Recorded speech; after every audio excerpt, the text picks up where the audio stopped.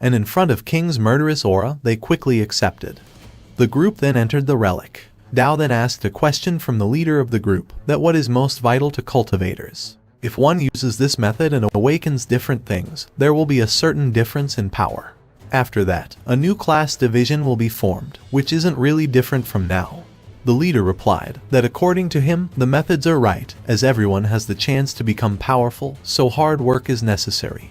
Dao said, so according to the leader, the method of cultivation is more important than one's qualifications. The leader agrees, and asked Dao, why is he asking this, as the lady behind him should be stronger than him. Dao said that she is slightly stronger, so asking him has more reference value. Dao then looked at the other member of the group, who is from the east. Dao asked her, that is an eastern cultivator, halfway through the 4th rank, what does she want the most? The girl replied that the thing she wants most would be spiritual roots. Her master has told her that she has no spiritual roots, so she might not be able to progress past the 5th rank in the future, ending up unable to cross over to the immortal realm. Dao said that she is already a 4th level cultivator, so this means that her efforts haven't been wasted. But the girl said that the whole point of cultivation is to go against the heavens, so if she can't reach the realm of the immortals, then all her cultivation will become dust. This angered Dao as he angrily asked her why does all her cultivation is for going against the heavens. The girl replied that her master told her the whole act of cultivation is seizing Kai from heaven and earth to make oneself stronger, which is why there are heavenly punishments. But Dao said that they should all think of it as a test, and only those who pass it successfully can be counted as someone of that rank. Because if it were really meant to stop the cultivators from growing stronger, heavenly punishments shouldn't be of that magnitude. The girl said that what he is saying makes sense, but she still thinks that hard work is more important than talent. Dao said what he means is giving all newborn the same total amount of talent, but everyone's distribution of it will be different. Properly utilizing their talent will be what they need to work towards in the future. After walking for a while, the group reached a gate, and as soon as the gate opened, the other members got happy as the gate was emitting a strong aura, so they all thought that they are going to ascend. But King shockingly said that this isn't a relic but a mystical realm, and as dead beings won't have mystical realms, so the god of good and evil hasn't died yet. She was feeling guilty as she let a being of heavenly rank manage to escape trial. But Dao told to not worry as it's actually a good thing she hasn't died, so now he will be able to talk to her face to face. King misunderstood Dao's intentions and thought he cared for her. Dao thought that the god of good and evil might not be in a good state, or she wouldn't have created such a commotion. Dao then checks the aura and realized that even though it looks like it's emitting aura, but in reality, it's absorbing the aura from these cultivators. King understands that the god of good and evil wants to revive, but when she was going to deal with her, she is stopped by Dao. Dao thought that he should make it easier for the god of good and evil, so he went to where she was sealed and revived her. King was not happy with this decision, but Dao explained that if he doesn't act, then all the cultivators will die. At the same time, the leader of the group was confused, as his body was craving for more spiritual energy. His dragon then shared some of his own energy to save the life of his friend. The dragon said that there is something wrong with this place, so they should quickly escape. The leader has already ascended to the 5th rank, so he quickly get on the dragon and escaped from there. The girl from before was happy, as she has reached level 5th already, so instead of giving up, she and the other members decides to go further in. King noticed that the members are attracted by the spiritual energy, so Dao ordered her to keep those people away. All the members reached the location from where the spiritual energy was coming. But before they could go any further, King stopped them. Dao ordered her to not let anyone come near him, and make sure she doesn't kill anyone. The members noticed that the master of the relic is reviving, and thought that there is some kind of heavenly treasure there. They all dashed toward King, but she easily dodged everyone's attack and defeats them. While fighting, 2 members of the group managed to get close to Dao. This angered King, but before she could kill them, Dao teleported the members 200 kilometers away from the relic. All the members who got teleported realized that Dao is not a normal person, but a deity. At the same time, inside the relic, King was apologizing to Dao as she was about to kill all the members. Dao forgives her and asks the last member to come out, who was hiding. It was the same Eastern cultivator from before, who just wanted to check on this relic master. And while she was leaving, Dao realized that her power has increased a lot as she has become a demon. Dao then tells the god of good and evil to stop acting, as he knows that she's already awake. The god of good and evil then opened her eyes and quickly tries to escape from Dao. But before she could escape, she was knocked down by Dao. King went close to her and said that her master has not allowed her to leave. The god of good and evil muttered that if King is calling the man her master, then this is heavenly Dao. Dao went close and said, yes, he is the heavenly Dao. God of good and evil clicked her teeth, as she knows that she will never be able to defeat him. And as she can't fight him, she decided to run. But before she could escape, Dao sealed her movement. King showed her aura and tell her that if she dare to twitch, then she will kill her. Dao said that the reason why he revived her is that he wanted to have a proper chat with her. And he may have revived her, but that doesn't mean she can refuse to answer his questions. Because even if she refuses to cooperate physically, but she can't resist his scanning. With no other choice left, she agreed, so Dao released her. The first question Dao asked was, what is the plan of the heavenly rebels? But the god of good and evil denied that she doesn't know about any plan. With just this, Dao realized that there is a plan, but she doesn't know it. He then asked if her master, the great heavenly demon mother, died yet. This angered her, as she replied that Dao should already know the answer to that. But Dao said that if someone of her power level had a way to revive, then there is no way that the heavenly demon mother would die easily. He then asked the last question, why the rebels are against the heavens. To which she proudly said that if the heavens are merciless, then she has to rebel against them. To her answer, Dao laughed and tell her to explain how the heavens is being merciless. She replied that the heavens are unkind and treat all beings as dogs, and in his eyes, there is no place for them as living creatures. But Dao angrily replied that the saints are the one who are unkind and treat the people as dogs. He asked, what attitude does a high-leveled cultivator have toward an ordinary person? He then asked her if there is any difference in the way she and the heavenly Dao do things. She replied that it's all because he broke the path of cultivation, so they had no choice but to take resources from the others. Dao understands that she is misunderstanding something, as he was not the one who broke the path of cultivation. But the god of good and bad said that he's too late, as because of him, everyone died. But Dao said that she should have been killed by King a long time ago, so how does she know that the other heavenly rebels have died? She replied, because that's just how heavenly Dao is. He would exterminate them as soon as possible. Dao then understands everything. Letting everyone die once was the plan.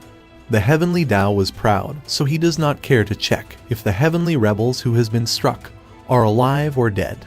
And as the cycle of reincarnation was broken, this gave the chance to these people to be born as heavenly rebels.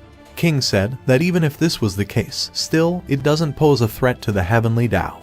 But Dao explained that even they cannot defeat him, they can eat away his power by killing the incarnation of heaven.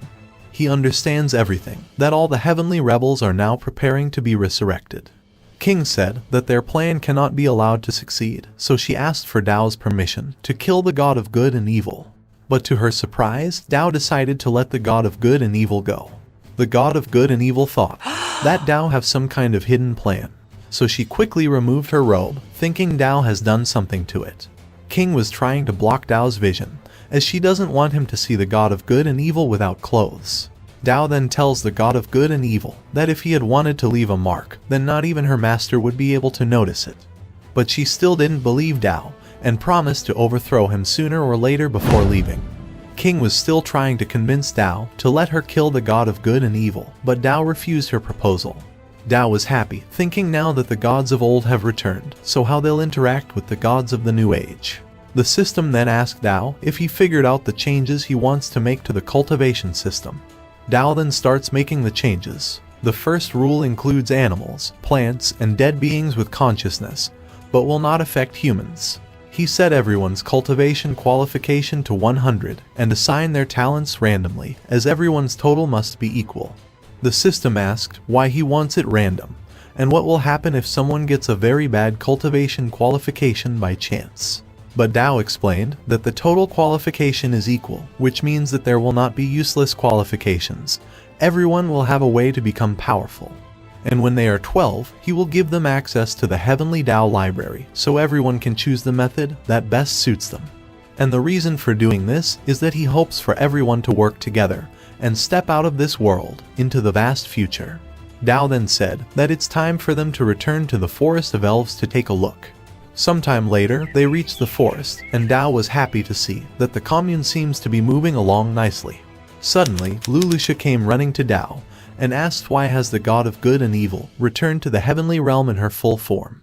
She added that the gods had worked together to drive her out of the heavenly realm. Dao taunts her that you heavenly rebels do everything for justice, so why does she care about the city of gods? Lulusha replied that the gods, who are the symbols of faith, need followers, so the existing gods would never allow ancient gods to part with their followers. Dao tell her to not worry, and also tell her that from now, the newborn race of the elves may differ somewhat from the previous races. Lulusha horridly asked him what changes he made to the elf race. Dao said that it's not the elf race, but he changed the whole world's newborn, and explained everything to her. Lulusha then tells Dao that if the human emperor Xuanyuan learns about this after she is resurrected, then she will definitely fight him.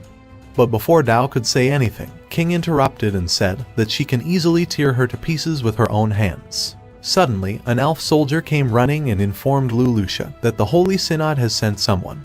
The dragon informed the knight Joel that the aura of the forest of the elves feels different today, so they should show their power. They then attacked the village and asked for the new elf leader.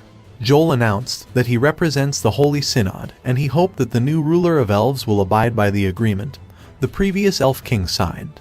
Lulusha took the agreement from his hand to read the conditions, and as soon as she read the agreement, she got angry because of the conditions. According to the agreement, elves will provide aid to human nations, and even if human noble commits a crime, they will be handed over to humans for punishment. She angrily refuses to abide by the rules of the agreement. This made Joel angry, but before he could do anything, the dragon Knowles forced Joel to bow in front of Lulusha. Knowles quickly asked for Lulusha's forgiveness and apologized for Joel's behavior. Joel asked Knowles why is he stopping him to take action, but Knowles calls him an idiot and tell him to shut up. Lulusha came in front of Knowles and said, "It's been 20,000 years since they last met." This shocked Joel, as Lulusha doesn't look like a 20,000 years old woman. Knowles explained that Lulusha is the previous elf goddess, and in terms of seniority, she's as senior as his grandmother. Knowles smiled and said that since she's the one uniting the elf tribe, then it's no longer an issue, and tried to escape with Joel. But Lulusha angrily asked him, does he really think he can come and go as he pleases from the forest of the elves? She then ordered them to return all the elf slaves that the previous elf king sold.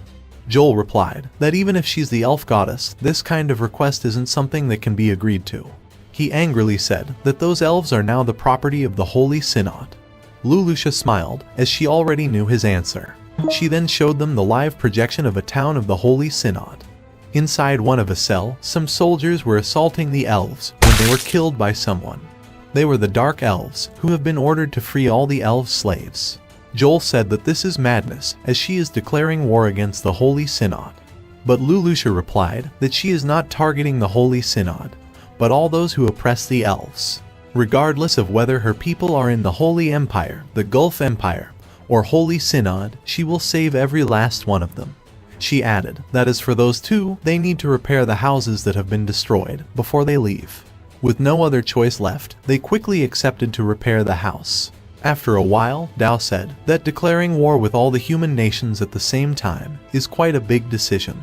But Lulusha replied that compared to facing Heavenly Dao, the human nations are nothing. And now that the elf commune is working well, so Dao decides to leave. Lulusha asked Dao to stay with her a little longer, but King heard this and attacked Lulusha. Dao tells Lulusha that she's only responsible for the elf tribe, but he's responsible for all the living beings. But still, he will come regularly to check the commune's progress. Suddenly, Reese came to report that in the eastern part of the city, they dug up a hot spring with powerful healing abilities. Lulusha got happy as now she can change the topic. She then offered Dao to use their hot springs as thanks for saving the elves. The system said that rest is conducive to one's work as well as regaining strength. And so Dao agreed to have some rest while he enjoys the hot spring. After a while, King was drooling as she suggests to clean Dao's back, but he throws her out and order her to not allow anyone to enter the bath, especially herself. Even though she agreed at first, but an evil smile emerged on her face. And that's it. Thank you so much for watching, and don't forget to like, subscribe and press the bell icon so you don't miss the updates.